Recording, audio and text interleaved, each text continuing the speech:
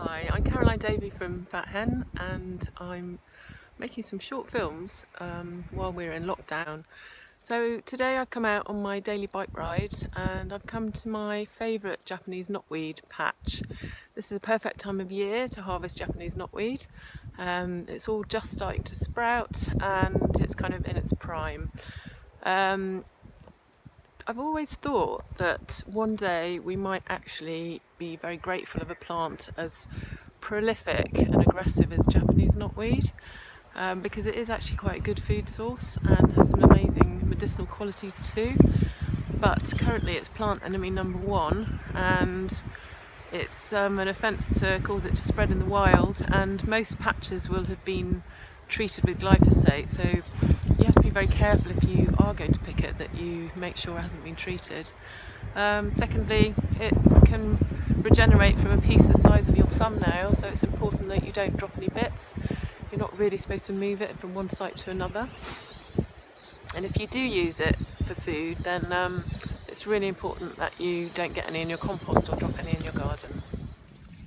So here's a little tiny Japanese knotweed shoot coming out of the ground.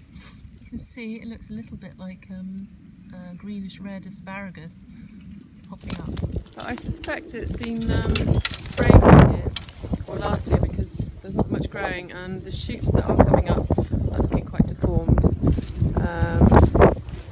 So I'm not actually going to pick it from here today, but I'm going to cut in some old film that I've made of preparing Japanese knotweed. So you use it very much like rhubarb.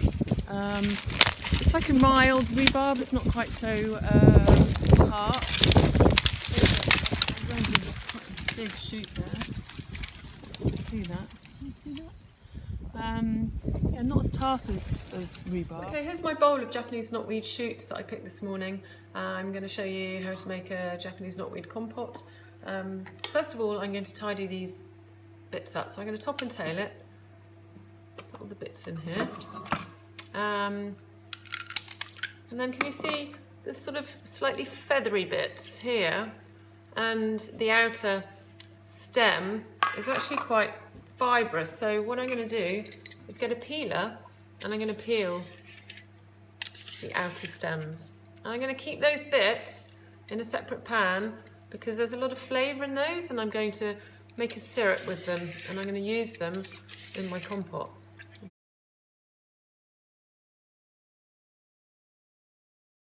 Okay, but the actual bit that we eat is the main bit of the stem. So as you can see, I'm peeling the knotweed. I don't actually peel the whole stem, but I try and get the bits off, the feathery bits off, and I'd say I peel about half the stem to try and get rid of some of the stringiness. Okay, once I've peeled it, I then will chop it.